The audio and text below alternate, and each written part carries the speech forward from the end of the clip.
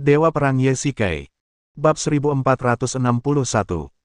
Ye-Shikai memimpin pasukan dan berbaris memasuki pegunungan dan hutan. Ada banyak jalan kecil di pegunungan. Jika Anda pendatang baru dan tidak ada pemandu, Anda pasti akan tersesat. Oleh karena itu, tentara ditempatkan di jalan-jalan menuju pegunungan untuk memandu Anda. Suara gemerisik dedaunan terdengar dari kedua sisi. Ye-Shikai menoleh dan melihat bayangan gelap berkelebat di hutan. Benar saja, para pemberontak ini mengirim mata-mata, gumam Ye-Shikai, dengan senyum di wajahnya. Tentara tiba-tiba membakar persediaan dan mengungsi sepanjang jalan. Para pemberontak pasti kebingungan. Tentara Qin telah diguyur hujan lebat di hutan selama lebih dari 10 hari. Akhirnya, cuaca membaik. Mereka pasti mengira tentara Qin akan memanfaatkan kesempatan ini untuk menyerang secara besar-besaran, jadi mereka pasti telah membuat persiapan, tetapi mereka tidak menyangka Ye-Shikai akan memerintahkan mundur. Tentu saja, mereka akan mengirim orang untuk menyelidiki. Ye-Shikai memerintahkan seluruh pasukan untuk terus berbaris. Semua persediaan dihancurkan. Perbekalan yang dibawa para prajurit hanya cukup untuk 1 atau 2 hari saja. Ye-Shikai yakin tindakannya akan menipu para pemberontak dan membuat mereka lengah. "Mancang, seberapa jauh kita harus pergi untuk keluar?" tanya Ye-Shikai. "Laporkan kepada orang dewasa, jaraknya sekitar 32 km. Ada percabangan jalan 16 km di depan. Ikuti jalan di sebelah kiri dan kalian akan keluar 16 km lagi," jawab Mancang. "Baiklah, perintahkan saudara-saudara untuk berbaris perlahan, memulihkan tenaga, dan berhenti di percabangan jalan. Aku punya rencana baru." Ye-Shikai menatap langit. Hari sudah hampir sore. Begitu hari mulai gelap, pertempuran terakhir yang menentukan akan dimulai. Ya, pasukan berbaris menuju percabangan jalan, tempat terdapat posko pasukan Qin. Ketika mereka melihat Ye-Shikai memimpin pasukannya, para prajurit di posko segera keluar untuk menyambutnya. "Tuan, jalan di sebelah kiri adalah jalan keluar dari gunung, dan jalan di sebelah kanan adalah jalan lain menuju gunung. Hari sudah mulai gelap, jadi ayo kita berangkat cepat." Mancang menghela napas, merasa sangat menyesal. Melihatnya seperti ini, Ye-Shikai tak kuasa menahan tawa. "Tuan, apa yang kau tertawakan? Kita tidak menghabisi pasukan bandit kali ini. Saat kita kembali ke daerah, Ma Junwei itu pasti akan menertawakan kita." Petik 2. "Baiklah, bersiap-siaplah, kita akan bertarung." Ye-Shikai menepuk bahunya keras-keras dan berkata dengan bangga. "Apa? Bertarung? Bertarung? Benar, ini pertarungan." Ye-Shikai menoleh ke arah kudanya dan menatap para prajurit di belakangnya. Wajah semua orang dipenuhi dengan keengganan dan penyesalan. Mereka datang ke sini karena provokasi Ye-Shikai. Selain membunuh musuh dan mendapatkan pahala, mereka juga harus membuktikan diri. Tapi sekarang, setelah lebih dari 10 hari menderita, mereka harus kembali dengan tangan kosong. Bagaimana mungkin mereka rela pergi? Semua pasukan berhenti, teriak Ye-Shikai, dan semua orang tiba-tiba berhenti, tampak bingung. "Semua pasukan, dengarkan perintahku. Berbarislah dari jalan yang benar dan majulah dengan kecepatan penuh. Malam ini, kita akan menghabisi semua pemberontak tanpa menyisakan satu pun baju zirah." Ye-Shikai berteriak kepada semua orang. Ia telah memperkirakan waktunya. Pada saat ini, para pemberontak pasti yakin bahwa pasukan Qin akan mundur. Kam pasti tidak siap. Pasukan tiba-tiba menyerang, dan dengan kerjasama Sang Guan Jian di belakang, para pemberontak akan dikalahkan. "Apa? Berbaris? Kau tidak salah dengar, kau baru saja bilang mundur." Kata-kata Ye-Shikai seperti bom, meledak di benak semua orang. Mundur dan berbaris, hanya ada satu perbedaan kata, tetapi artinya sangat berbeda. "Benar, kita akan membalas sekarang dan membuat pasukan musuh lengah.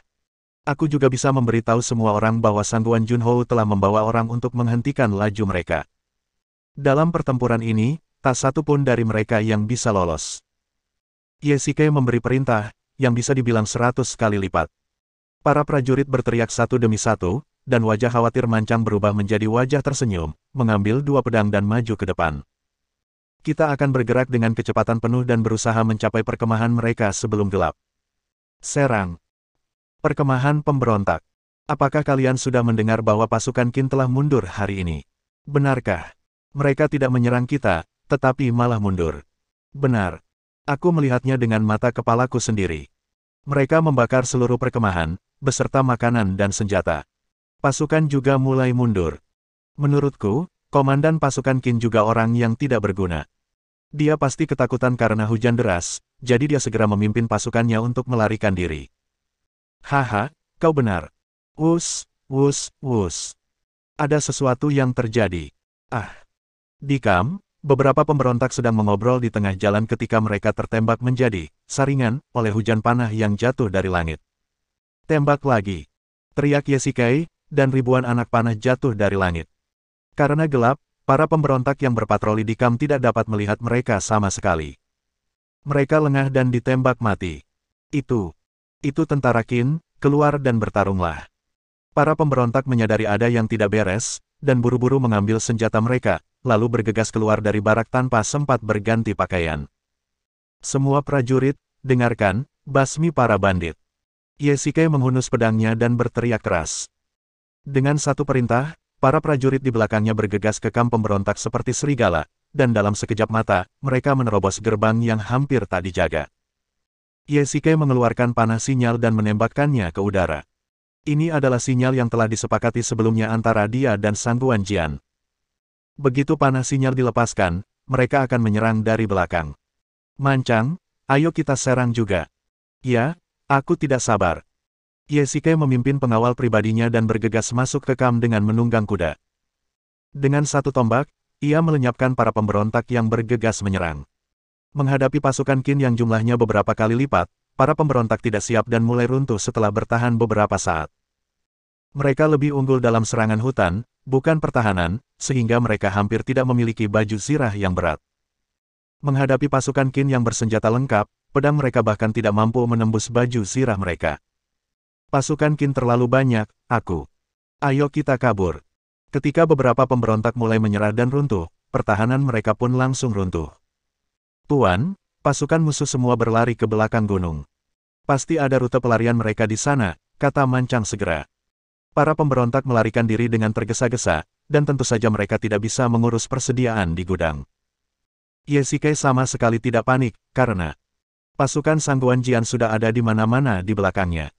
Dengarkan perintahku, jangan biarkan siapapun lolos. Benar saja, Sang Guanjian menunggang kuda perang, bergegas ke depan, mengayunkan pedangnya, dan membunuh beberapa orang berturut-turut. Para prajurit di belakangnya telah bersiap sejak lama dan sepenuhnya memblokir jalan menuju belakang gunung. Para pemberontak tidak punya tempat untuk melarikan diri dan hanya bisa mundur kembali ke Kam. Mereka berlarian seperti lalat tanpa kepala. Ada pegunungan tinggi di sisi kiri Kam dan jurang di sisi kanan. Mereka tidak bisa terbang. Letakkan senjata kalian dan menyerahlah dengan cepat, dan kalian masih bisa menyelamatkan nyawa kalian. Sang Guanjian meminta para prajurit di bawah untuk berteriak keras. Suara-suara bujukan untuk menyerah bagaikan penusuk yang memahat hati para pemberontak. Tak lama kemudian, pertahanan psikologis mereka runtuh. Bab 1462. Cepat, itu pemimpin pasukan Qin. Kita bisa kabur kalau kita menangkapnya. Sekelompok pemberontak melihat Yesikai di atas kuda dan ingin menangkapnya. Belasan pemberontak bergegas maju. Sebelum Yesikai sempat bergerak, Mancang sudah menyerbu, memegang perisai berat di satu tangan dan pedang di tangan lainnya. Ia langsung menyerbu, membersihkan jalan dengan perisainya, dan menjatuhkan mereka seperti banteng. Ia sendiri tidak terluka, dan ia mengayunkan pedangnya, memaksa sekelompok pemberontak mundur sendirian. Siapa lagi yang berani maju? Mancang bagaikan harimau ganas. Dengan raungan, burung-burung yang ketakutan, ini benar-benar tercengang. Melihat mayat rekan-rekan mereka tergeletak di tanah, mereka secara naluriah mengendurkan tangan, senjata mereka jatuh ke tanah, kaki mereka lemas, dan mereka langsung terduduk di tanah, tak berani bergerak. Ayo, hancurkan mereka semua. Yesikai memberi perintah, dan para pengawal di belakangnya segera maju dan mengikat para pemberontak yang menyerah. Berlututlah, teriak Mancang. Di mana jenderalmu? Yesikai turun dari kudanya dan berjalan menghampiri seorang pemberontak dan bertanya. Ia selalu menggunakan strategi menangkap pemimpinnya terlebih dahulu, tetapi ia tidak dapat menemukan pemimpin pemberontak di Kam. Ini. Berhenti bicara omong kosong, bicaralah cepat, atau aku akan membunuhmu. Mancang menghunjamkan pedangnya ke leher prajurit pemberontak itu, membuatnya takut dan memohon belas kasihan. Jenderal. Jenderal itu melarikan diri melalui jalan kecil. Apa? Yesikai terkejut setelah mendengar ini. Ia tidak menyangka ada jalan kecil menuju keluar. Ini di luar dugaannya. Dalam hal ini, pemimpin pemberontak pasti telah menyelinap melalui jalan kecil itu. Jalan kecil di pegunungan itu rumit. Begitu mereka melarikan diri, tidak akan ada kemungkinan untuk dikejar. Bawa aku untuk melihat, perintah Ye Shikai. Baik, Jenderal, silakan ikuti aku. Di bawah arahan beberapa pemberontak yang menyerah, kerumunan itu menemukan jalan setapak hutan lebat menuju gunung di belakang gudang.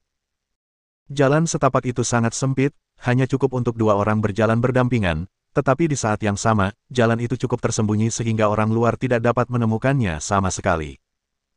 Saya khawatir bahkan banyak pemberontak tidak tahu bahwa mereka memiliki jalan pelarian seperti itu. Jika tidak, ketika pasukan Qin memasuki kamp, mereka akan berdesakan di sini seperti orang gila.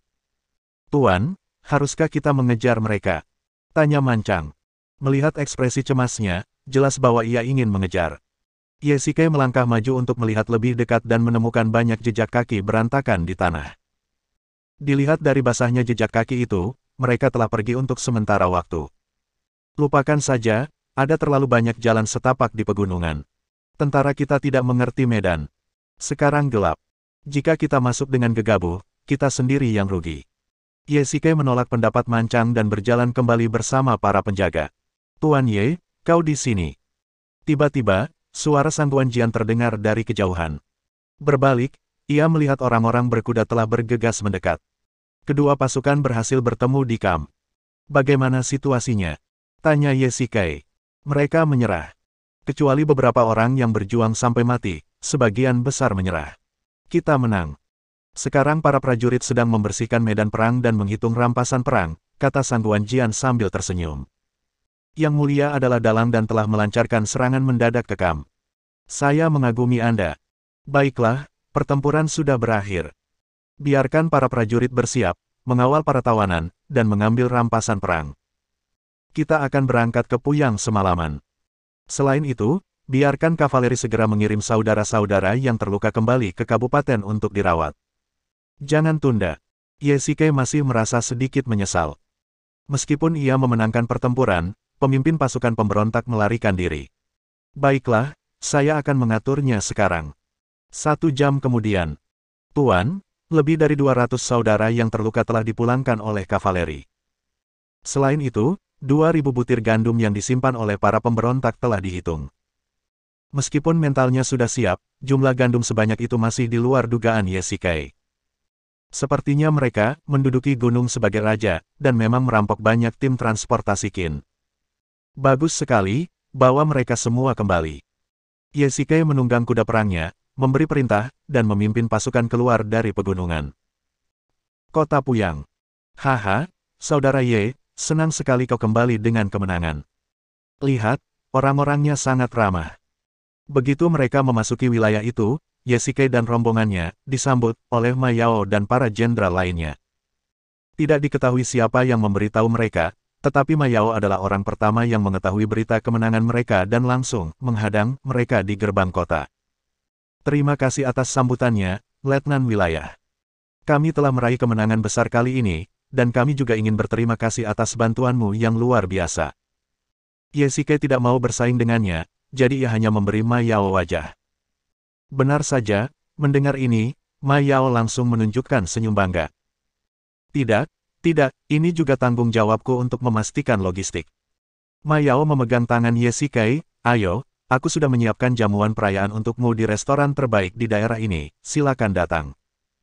Aku menghargai kebaikan letnan daerah, tetapi setelah perang, para prajuritku sangat lelah, dan masih banyak hal yang menunggu untuk kuurus. Mari kita adakan jamuan perayaan ini setelah semuanya tenang.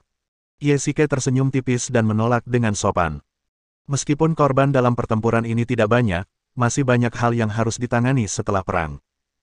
Pertama adalah masalah tawanan perang. Ada hampir 1.000 tawanan perang. Jika mereka tidak ditangani dengan benar, pasti akan menyebabkan kekacauan. Tidak apa-apa. Saudaraku tersayang, kau mengutamakan urusan negara, dan kau adalah teladan bagi semua jenderal. Ma Yao tertawa. Meskipun ia tidak bisa menahan rasa kesal ketika niat baiknya ditolak, ia tetap berpura-pura acuh tak acuh dan memuji Ye Shikai. Di kamp militer. Tuan, ini hadiah yang dikirim oleh kediaman letnan daerah. Lihat, emas, perak, anggur berkualitas, dan banyak harta karun langka. Mancang dan para pengawal memindahkan beberapa kotak besar dan meletakkannya di depan Yesikai. Saya tidak menyangka Letnan Daerah Ma begitu murah hati. Lihat hadiah-hadiah ini. Cukup untuk gaji militer seluruh pasukan selama 2 bulan, kata Mancang bersemangat. Tentu saja, karena keberadaan kelompok pemberontak ini, Letnan Daerah Ma sudah lama tidak tidur nyenyak. Karena saya telah membantunya menyingkirkan kekhawatiran sebesar itu, beliau pasti akan memberi saya hadiah yang berlimpah. Lagi pula, setelah pertempuran ini, saya khawatir pemberontak lain di daerah ini akan membutuhkan kita untuk menekan mereka di masa mendatang. Yesikai meletakkan potongan bambu di tangannya dan berkata dengan ringan. Apa? Bukankah itu mengorbankan nyawa saudara-saudara kita untuk melindungi posisi Ma Yao? Mancang mengerti maksudnya, dan merasa sangat kesal. Jika bukan karena perintah Yesikai yang tepat, siapa yang tahu berapa banyak saudara yang akan kehilangan nyawa mereka? Sementara Ma Yao pasti menang, Yesikai bekerja keras, tetapi keuntungannya jatuh pada Ma Yao. Kau tidak bisa berkata begitu, karena kita sekarang adalah garnisun Dongjun, sudah menjadi tanggung jawab kita untuk menumpas para pemberontak. Bab 1463. Kapten Ma, hutan yang diduduki para pemberontak adalah benteng alami yang sangat baik. Mereka dapat menyerang perbekalan tentara kita dan mundur ke dalam hutan, tempat mereka seperti ikan di air. Saya sarankan untuk mengirim beberapa tentara untuk membangun benteng di sana dan menempatkan mereka di sana. Dengan cara ini, kita dapat mencegah para pemberontak menduduki gunung dan menjadi raja lagi. Saudara Ye, jangan bicarakan urusan resmi ini di meja makan. Ayo, saya sendiri yang akan menuangkan segelas anggur untuk Anda. Ma Yao sendiri turun dari tempat duduknya dan dengan santai menuangkan segelas anggur untuk Yesikai. Para jenderal di sebelah mereka semua minum, dan suasananya semeriah tahun baru. Hanya Yesikai dan Sang Guanjian yang sangat muak dengan ini. Mereka hanya menghabisi satu kelompok pemberontak kali ini. Masih banyak pasukan pemberontak yang aktif di seluruh Kabupaten Dongjun, tetapi mereka menikmati pesta dan kegembiraan di sini. Tidak heran para pemberontak begitu merajalela. Orang-orang ini memang tidak berguna. Terima kasih, Tuan. Meskipun Yesikai tidak senang, ia tetap meminum anggurnya. Lagi pula, ini adalah jamuan perayaan, dan ia tidak ingin merusak suasana. Lagi pula, Ma Yao tetaplah bosnya. Tidak akan ada orang sebodoh itu yang berani menentang bosnya di depan umum. Ini akan membuat Ma Yao berpikir bahwa ia sombong karena prestasi militernya, dan ia pasti akan mengincarnya di masa depan. Yesikai tidak ingin menyusahkan dirinya sendiri, atau dengan kata lain, demi saudara-saudaranya, ia harus menoleransi bos ini. Benar, bertarunglah dengan baik, dan kalian akan mendapatkan jasa dan penghargaan militer. Ma Yao juga minum banyak dan menepuk bahunya dengan keras. Jenderal Ye telah memenangkan pertempuran pertama dan memberikan kontribusi besar bagi kantor letnan daerah kita. Mari kita semua bersulang dan mengucapkan selamat kepadanya. Haha, Jenderal Ye, selamat. Jenderal Ye telah membasmi pasukan bandit dan memiliki masa depan yang cerah. Terima kasih, Jenderal. Yesikai mengangkat gelasnya dan meminumnya dalam sekali teguk. Ia menoleh ke arah Ma Yao, membungkuk, dan berkata, Letnan Kabupaten, saya tidak bisa menahan minuman keras dan merasa sedikit tidak enak badan. Saya permisi dulu. Begitukah? Kalau begitu saya tidak akan memaksa Anda untuk tinggal. Anda pasti kelelahan setelah keluar dari gunung. Setelah Anda kembali, istirahatlah yang banyak. Saya akan mengunjungi Anda secara langsung. Terima kasih, Letnan Kabupaten. Yesikai berkata dengan ringan, lalu meninggalkan kantor Letnan Kabupaten bersama Sang Guanjian. Kantor Letnan Kabupaten, di depan pintu. Pak Tua Ye, para jenderal ini hanya makan dan menunggu ajal. Lihat mereka. Apalagi yang bisa mereka lakukan selain makan daging dan minum. Kurasa mereka akan langsung dikalahkan di medan perang. Sang Guanjian tak kuasa menahan diri untuk mengeluh. Bagaimana menurutmu? Jika mereka punya sedikit kemampuan, apakah para pemberontak akan begitu merajalela? Namun, kita tetap butuh imbalan. Saudara-saudaraku telah tidur di udara terbuka dan berjuang mati-matian. Inilah yang pantas mereka dapatkan. Yesikai mengayunkan cambuknya. Keduanya tidak ingin tinggal di daerah itu lebih lama lagi dan berencana untuk kembali ke barak. Ketika mereka melewati pasar, sudah banyak orang di sana. Ketika mereka melihat mereka datang, mereka memberi jalan. Ye Shikai melirik kedai teh di sampingnya dan tiba-tiba bersemangat. Sangguan, aku bertemu seorang kenalan. Kau bawa pasukan kembali dulu dan kembali setelah aku selesai mengurusnya. Ye Shikai menghentikan kuda perangnya dan menjelaskan. Ini. Oke, kau perhatikan keselamatan. Setelah Sangguan Jian memimpin anak buahnya pergi, Ye Shikai turun dari kuda, mengikat kuda perang, dan langsung berjalan ke kedai teh. Jenderal, Jenderal, silakan masuk. Pelayan itu melihat Ye Shikai dan segera mempersilakannya masuk. Ia juga menghampiri seorang pria dan duduk perlahan. Senior Su, lama tak bertemu. Senang bertemu denganmu. Ye Shikai membungkuk hormat. Orang yang duduk di depannya tak lain adalah Su Fu, pendeta Tao yang ditemukan Hua Liandi sebelumnya.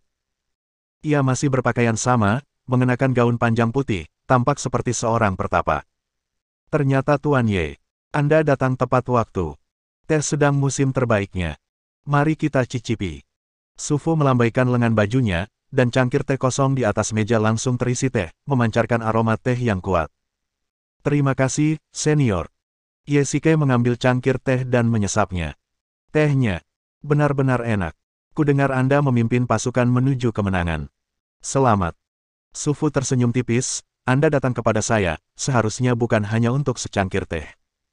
Senior, sebenarnya kali ini saya datang ke sini karena kejadian terakhir kali. Nasib yang Anda bicarakan terakhir kali. Tuan, saya sudah menyelesaikan apa yang saya katakan terakhir kali. Saya tidak bisa berkata apa-apa lagi. Mohon maafkan saya. Su Fu menyela Ye Shikai sebelum ia selesai berbicara. Benar saja, rahasia surga tidak dapat diungkapkan. Ye Shikai tersenyum pahit.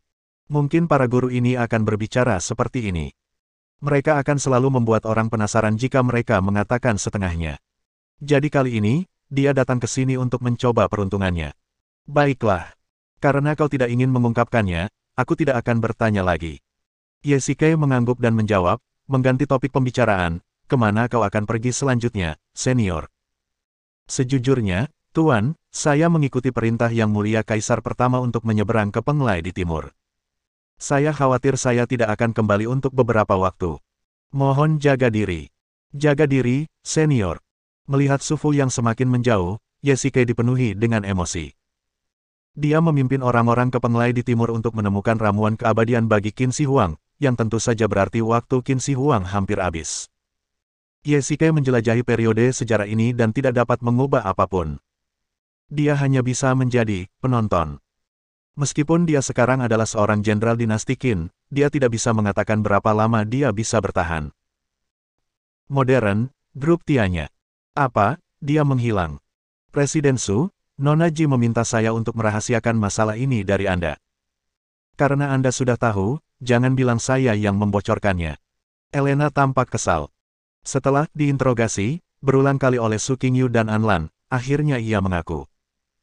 Sebagai wanita yang terkenal di Istana Hades, Elena tentu saja tidak takut pada kedua wanita itu, tetapi ia tahu posisi Ye Shikai di hati Su Qingyu. Jika hilangnya Ye Shikai sebesar itu sengaja disembunyikan, bahkan jika Su Qingyu tidak mengetahuinya untuk saat ini, ia akan mengetahuinya cepat atau lambat. Elena, saya tidak menyalahkan Anda, tetapi saya ingin tahu apa yang terjadi dan mengapa dia tiba-tiba menghilang. Tanya Su Qingyu. Presiden Su, apakah Anda ingat Gunung Suci? Tentu saja, saya pernah ke sana. Su Qingyu langsung bersemangat ketika mendengar tentang tempat ini. Bukan hanya pernah ke sana, ia hampir mati di sana. Tuanku, dia menghilang di Gunung Suci, dan sekarang tidak ada kabar tentangnya. Di mana Chen Yuxin? Kenapa dia tidak memberitahu setelah kejadian seperti ini? Aku melihatnya di pesta koktail 2 hari yang lalu, kata Su Qingyu bersemangat. Ini, Presiden Su. Aku juga tidak tahu. Tidak, aku akan bertanya padanya. Su Qingyu langsung berjalan keluar pintu, dan Elena segera menyusul dan menghentikannya. Bab 1464. Presiden Su, tolong jangan terlalu bersemangat. Elena segera meraih tangan Su Qingyu. Chen Yuxin jauh lebih menakutkan daripada yang dibayangkannya. Meskipun Su Qingyu juga sangat cerdas, dan meskipun ia tidak rendah hati maupun sombong kepada orang luar, dan sangat dingin serta cantik, ia pada dasarnya baik hati. Terutama Chen Yuxin adalah cinta pertama Ye Shikai, dan Ye Shikai telah menyembunyikan banyak hal tentang Chen Yuxin darinya sebelumnya, jadi Su Qingyu tidak tahu betapa hebatnya metode Chen Yuxin. Jika ia bertanya seperti ini, kedua wanita itu akan bertengkar, dan yang terburuk. Jika Chen Yuxin marah, ia bahkan mungkin melakukan sesuatu yang membahayakan Su Qingyu. Dan salah satu tugas Elena, dan tugas terpentingnya, adalah melindungi keselamatannya. Su Qingyu tidak tahu betapa cemburu Chen Yuxin, dan begitu ia kehilangan kendali atas emosinya, ia akan melakukan sesuatu yang tak terduga. Ye Xike hilang, ia pasti tahu situasinya. Su Qingyu sangat keras kepala. Kali ini berbeda dari sebelumnya. Ye Xike telah menghilang selama 1 atau 2 bulan, dan tidak ada pergerakan atau kabar. Chen Yuxin sebenarnya bisa tinggal di Yanjing dengan tenang. Jika dia tahu ini, Su Qingyu mungkin akan menyesali keputusan awalnya. Presiden Su, kalaupun dia tahu, dia mungkin tidak akan memberitahumu. Sebaliknya, dia akan curiga padamu. Elena berusaha keras membujuk Su Qingyu. Wanita di depannya berani memasuki Gunung Suci sendirian untuk mencari seseorang. Sekalipun ada gunung pedang dan lautan api di depannya, dia bersedia melakukannya asalkan demi Ye Xike. Kamu punya hubungan khusus dengan Nona Chen, dan tidak pantas bagimu untuk bertanya sekarang. Su Qingyu mengerti maksud kata-kata Elena. Ngomong-ngomong, dia dan Ye Xike bukan lagi suami istri, tetapi sekarang dia pergi mencari Chen Yuxin khusus untuk urusan Ye Xike. Ada apa? Su Qingyu begitu cemas hingga dia menghentakkan kakinya. Dia hanyalah mantan istri sekarang. Demi alasan publik maupun pribadi, ia seharusnya tidak ikut campur dalam urusan Ye Xike. Presiden, Anda tidak perlu terlalu khawatir. Tuan sedang hilang. Nona Ji telah membawa orang-orang untuk mencari di Gunung Suci, tetapi mereka belum menemukan jasad Tuan. Saya yakin beliau akan mampu mengubah situasi buruk ini menjadi keberuntungan. Elena menghibur dengan lembut, dan akhirnya melenyapkan pikiran Su Qingyu. Saya tidak akan pergi mencari Chen Yuxin, tetapi saya akan pergi menemui Nona Ji untuk menanyakannya dengan jelas. Su Qingyu mengganti topik pembicaraan. Jiqian diam-diam telah membantu Ye Xike, dan hubungan antara kedua wanita itu cukup baik. Saya yakin beliau akan dapat menjelaskan situasinya dengan jelas. Baik, Presiden, saya akan segera memberitahu beliau. Di saat yang sama, di pangkalan Yanjing. Tuan Dewa Perang, bagaimana keadaan luka Anda? Akhir-akhir ini, orang-orang kepercayaan Wang Kai sama sekali tidak berani beristirahat. Mereka duduk di luar ruangan siang dan malam. Setelah perawatan Dugu Tianke, Wang Kai mengalami koma dan baru sadar setelah 3 hari. Selain itu, ia masih perlu istirahat. Jangan khawatir, aku sudah menyelamatkan hidupku. Wajah Wang Kai masih sedikit pucat, dan ia tampak seperti baru sembuh dari penyakit serius. Memikirkannya, ia sungguh tak rela. Ia belum pernah merasa semalu ini dalam pertempuran berdarah melawan Zeus, tetapi sekarang sarangnya dihancurkan oleh seorang wanita. Namun, semakin parah lukanya, semakin kuat tekadnya. Ketika ia berada di kuil Dewa Perang, ia menyaksikan dengan mata kepalanya sendiri beberapa orang kepercayaannya tewas di tangan Doris untuk melindunginya, jadi ia bersumpah bahwa ia tak akan menjadi manusia jika ia tidak membalas dendam. Bang! Tiba-tiba, pintu ruangan terbuka perlahan, dan orang yang datang adalah Jiqian. Dewa Bulan! Dewa Bulan! Ketika beberapa orang melihat orang itu datang, mereka membungkuk dan berkata, kalau bukan karena bantuan Jiqian kali ini, aku khawatir mereka harus membawa Wang Kai tidur di jalan. Bagaimana keadaannya? Bagaimana pemulihannya? Tanya Jiqian. Hampir semuanya, bahkan jika aku maju dan bertarung sekarang, tidak masalah. Wang Kai melambaikan tangannya, masih tampak tak kenal takut, tetapi semua orang yang hadir mengerti bahwa dalam hal kekuatan tempur, dengan kondisinya saat ini, akan sulit untuk mencapai 30% dari level biasanya. Baiklah, kau harus merawat lukamu dengan baik. Jiqian melambaikan tangannya, memberi isyarat kepada yang lain untuk meninggalkan ruangan terlebih dahulu. Ada yang ingin kau katakan, kan? Tanya Wang Kai. Ya. Jiqian tidak membantah, dan langsung ke intinya, tahukah kau bahwa reruntuhan Gunung Kunlun di Tiongkok akan segera dibuka? Kau membicarakan hal ini, aku sudah lama mendengarnya. Wang Kai mengangguk dan berkata, dikabarkan ada energi yang dapat melintasi ruang dan waktu di alam rahasia Gunung Kunlun, dan ada juga alam rahasia serupa dalam rumor Gunung Suci, jadi. Kau tidak ingin mengatakan bahwa Ye Tua melintasi waktu di Gunung Suci. Sebelum Jiqian selesai berbicara, Wang Kai tak sabar untuk berkata. Ini hanya tebakan. Selain itu, aku tidak bisa memikirkan penjelasan lain. Kita sudah lama mencari di Gunung Suci, tetapi tidak ada petunjuk sama sekali. Ide Jiqian memang terdengar gila, tetapi Wang Kai tetap bersemangat. Mereka tidak bisa menerima hasil dari hilangnya Ye Shikai, jadi selama ada kesempatan, dia akan pergi untuk mengujinya. Jadi, apakah kalian berencana pergi ke Gunung Kunlun untuk menyelidiki? Tanya Wang Kai ragu-ragu. Ya, benar. Selama ada kesempatan, aku tidak akan menyerah. Oke, katakan saja padaku. Kapan waktunya? Aku siap kapan saja. Wang Kai turun dari tempat tidur tanpa berkata apa-apa dan mengenakan pakaiannya. Jiqian menghampirinya dengan harapan ia bisa membantu. Meskipun lukanya parah, dengan perawatan Dugu Tianke, pemulihan totalnya hanya masalah waktu. Dengan bantuan dewa utama di sisinya, Jiqian merasa lega. Seminggu lagi. Seminggu. Tidak masalah. Lukanya seharusnya sudah sembuh saat itu. Aku akan pergi bersamamu bersama saudara-saudaraku. Wang Kai langsung setuju. Ngomong-ngomong, ia juga bertanggung jawab atas kecelakaan Ye Shikai di Gunung Suci. Lagi pula, jika ia bisa menyelamatkannya, ia akan mampu menghadapi Doris di masa depan.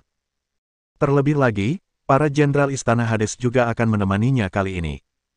Tiga Aula selalu menjadi aliansi, dan seharusnya tidak absen kali ini. Bagus. Kau harus merawat lukamu dengan baik akhir-akhir ini. Dinasti Qin, Kam Militer. Akhir-akhir ini, Ma Yao telah memindahkan banyak pasukan garnisun ke sini satu persatu, mengatakan bahwa mereka akan diserahkan kepada kami untuk ditempatkan dan dilatih. Sang Guanjian memandangi barisan tentara yang datang dari segala arah di luar dan tak kuasa menahan rasa sakit kepala. Lagi pula, akan sulit mengelola pasukan dengan jumlah orang yang banyak. Sudah berapa orang yang datang? Tanya Ye Shikai dengan tenang, tanpa menunjukkan rasa tidak senang. Kira-kira lebih dari 3.000 orang. Barak kita hampir penuh, tapi Ma Yao sudah mengirim orang untuk memperluasnya. Sang Guanjian menoleh dan mengeluh, dia mengirim begitu banyak orang ke sini sekaligus, bahkan tanpa menyapa. Dia jelas ingin membuat kita lelah setengah mati. Kurasa tidak. Ye Shikai menggelengkan kepalanya. Selama berabad-abad, prajurit akar rumput telah menjadi kekuatan pendorong di balik semua pemerintahan. Dia banyak berpikir akhir-akhir ini. Jika dia ingin mendapatkan pijakan di dunia yang kacau ini, dia harus memiliki pasukan. Bab 1465. Sejak Ma Yao mendapatkan Ye Shikai, sang jenderal ternama, rasanya seperti mengambil sedotan penyelamat. Di wilayah hukum Kabupaten Puyang, yang paling merepotkan adalah para pemberontak yang bersembunyi di pegunungan. Kini Ye Shikai menghabisi para pemberontak di pegunungan hanya dengan 1 atau 200 korban, sehingga yang lainnya bahkan lebih mudah dihadapi. Ma Yao tentu saja tidak puas dengan jasa mulia dan mengejutkan Kaisar, Ye Shikai, tetapi dibandingkan kehilangan jabatan resminya dan dihukum oleh Kaisar, ia dengan tegas memilih untuk percaya pada Ye Shikai. Sekarang tinggal 3.000 orang lagi, dan kita tinggal 8.000 orang, kata Ye Shikai ringan. Ma Yao ini bertindak duluan dan melapor kemudian. Ia memberitahu kita setelah semua orang, perbekalan, senjata, dan makanan dikirimkan. Jelas, ia tidak memberi kita ruang untuk menolak. Sang Guanjian mendesah. Visinya tidak setinggi itu. Ia hanya memikirkan bagaimana memimpin para prajurit dan bagaimana memenangkan pertempuran. Namun, Ye Shikai tahu bahwa krisis akan datang. Paling lama 1 atau 2 tahun, para pemberontak yang tersebar ini akan menjadi garda depan yang kuat melawan Qin. Ia sekarang memiliki hampir 10.000 tentara dan kuda, jadi wajar saja jika ia harus memikirkan dirinya sendiri. Tidak masalah. Kami menerima semua orang. Ye Shikai teringat kisah, Han Xin memilih tentara. Meskipun ia tidak memiliki strategi sebesar itu, ia telah lama berada di pasukan Qin, dan ia berpikir memobilisasi puluhan ribu pasukan bukanlah masalah. Jadi sekarang Ma Yao menugaskannya untuk memimpin, yang baginya, semakin banyak semakin baik. Ye tua, kurasa kau tampaknya telah berubah. Sang Guanjian perlahan berjalan di belakang Ye Shikai dan berkata dengan nada bercanda. Apa maksudmu? Jika kau pernah mengalami hal seperti ini sebelumnya, kau pasti akan mengeluh beberapa patah kata, tetapi sekarang kau menerimanya dengan senang hati. Sang Guanjian menjawab. Sang Guan, kau adalah saudaraku, ada yang ingin kukatakan. Ye Shikai mendesah pelan, dinasti Qin mungkin tidak akan bertahan lebih dari beberapa tahun. Apa katamu? Sang Guanjian berteriak keras, melihat sekeliling dengan waspada, dan setelah memastikan tidak ada yang mendengar, ia segera menutup pintu dan jendela. Pak Tua Ye, apa maksudmu? Jika ada yang mendengar dan menyebarkannya, kau akan dipenggal. Wajah Sangguan Jian berubah drastis. Ia tidak tahu mengapa Ye Shikai tiba-tiba mengatakan ini, tetapi Sangguan Jian tahu bahwa ia tidak akan pernah mengatakan lelucon yang cukup untuk dipenggal. Yang Mulia Kaisar pertama akan wafat dalam beberapa tahun. Pada saat itu, dunia akan runtuh, dan ribuan atau puluhan ribu pasukan pemberontak akan muncul seperti jamur setelah hujan. Pada saat itu, bahkan jika kau dan aku memiliki kemampuan yang sangat kuat, akan sulit untuk menyelamatkan bangunan dari keruntuhan. Ye Shikai menghela napas dan membanting tinjunya ke meja. Ini, bagaimana mungkin? Kita memiliki ratusan ribu pasukan, dan kita memiliki garnisun perbatasan Jenderal Meng di utara, dan kita memiliki pasukan untuk menaklukkan Bai Yue di selatan, balas Sangguan Jian. Dilihat dari situasi saat ini, pasukan pemberontak di seluruh negeri baru saja terbentuk dan masih sangat lemah, jadi dia menganggap gagasan Ye Shikai terlalu pesimis. Tentara Qin memang kuat, tetapi hanya di permukaan. Dibandingkan dengan pasukan harimau dan serigala yang menaklukkan 6 negara, pasukan Qin saat ini sudah kerdil. Sekarang setelah kita memiliki kekuatan militer di tangan kita, kita tidak bisa hanya melihat situasi saat ini. Ini, Tuan Ye, meskipun aku masih tidak setuju dengan gagasan ini, aku mengenalmu dengan baik, dan aku bersedia mematuhi perintahmu. Sangguan Jian tiba-tiba berlutut dengan satu kaki, yang merupakan semacam sumpah kesetiaan. Baiklah, ayo kita keluar dan lihat. Para prajurit ini baru saja direkrut dan belum dilatih. Kita tidak punya banyak waktu. Tanpa disadari, 1 bulan lagi berlalu. Ye Shikai menghitung bahwa dia telah berada di dinasti Qin selama lebih dari setengah tahun. Waktu berlalu begitu cepat. Setelah begitu banyak perang, dia perlahan beradaptasi. Namun, mereka yang kembali ke zaman modern masih menunggu, dan ia merasa semakin tidak nyaman. Sebenarnya, ia tidak tahu bahwa di zaman modern, ia baru menghilang selama lebih dari sebulan. Pak Tua Ye, kita sudah lama berada di Dongjun dan juga telah menghabisi banyak pasukan pemberontak. Jarang sekali masa damai seperti ini. Bisakah kita memberi para prajurit libur? Sangguan Jian mengambil selembar bambu dan menyerahkannya ke meja Ye Shikai. Sebagian besar prajurit ini bukanlah anak-anak lokal Kabupaten Puyang. Selama bulan ini, mereka sibuk menumpas para pemberontak yang ditempatkan di berbagai tempat dan sibuk bertempur. Mereka tidak beristirahat sehari pun, dan banyak prajurit mulai mengeluh. Ini. Yah, karena kau setuju, maka aku tentu saja tidak keberatan, tetapi aku harus melapor kepada Ma Junwei, kau biarkan saudara-saudara menunggu sebentar. Ye Shikai mengangguk setuju. Mereka adalah prajurit, bukan binatang buas yang tak berperasaan. Sudah menjadi sifat manusia untuk ingin pulang. Terlebih lagi, ia harus selalu menjaga moral unit ini, agar para prajurit dapat patuh sepenuhnya kepadanya. Tidak perlu melapor, aku sepenuhnya setuju. Tiba-tiba, terdengar tawa di pintu barak, dan Ma Yao langsung masuk. Junwei, kenapa kau di sini? Haha, tentu saja aku di sini untuk menemui pahlawan besar kita. Kau telah tidur di udara terbuka bulan ini dan telah bekerja keras. Kau pantas mendapatkan liburan. Ma Yao menepuk bahu Ye Shikai dengan lembut untuk memberi semangat. Ayo, bawakan barang-barangku. Ma Yao berseru, dan para prajurit di sekitarnya segera memindahkan beberapa kotak besar. Ketika mereka membukanya, semuanya berisi perak. Letnan daerah mendengar bahwa para prajurit yang bertempur melawan pemberontak kelelahan, jadi dia datang ke sini untuk menghibur mereka. Pejabat di samping Ma Yao menjelaskan, perak-perak ini juga merupakan hadiah untuk para prajurit.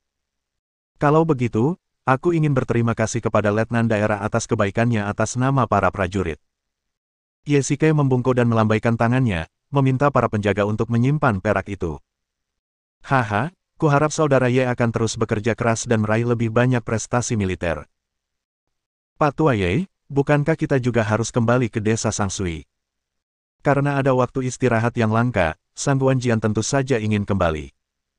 Pada titik ini, Ye Shikai tiba-tiba teringat perjanjian yang dibuatnya dengan He Linghan sebelum mereka berpisah. Saat mereka bertemu lagi, Ye Shikai akan menikahinya. Memikirkan hal ini, Ye Shikai merasa gugup sekaligus gembira. Karena itu adalah perjanjian, ia tidak bisa mengingkarinya. Sebenarnya, keduanya sudah saling memahami perasaan, dan mereka hanya membutuhkan satu kata itu. Sangguan, terakhir kali aku berjanji pada Nona He bahwa aku akan menikahinya saat aku kembali. Kata-kata Ye Shikai sangat mengejutkan Sangguan Jian hingga tangannya gemetar dan ia menjatuhkan pedangnya ke tanah. Apa katamu? Kau ingin menikahi Nona He. Ini hal yang luar biasa. Kenapa kau tidak memberitahuku sebelumnya? Ini rahasia antara aku dan dia. Haha, hebat. Aku akan segera meminta para prajurit pergi ke pasar untuk membeli perhiasan emas dan perak, serta brokat dan sutra. Karena seorang jenderal akan menikah, pasti akan lebih meriah. Bersambung.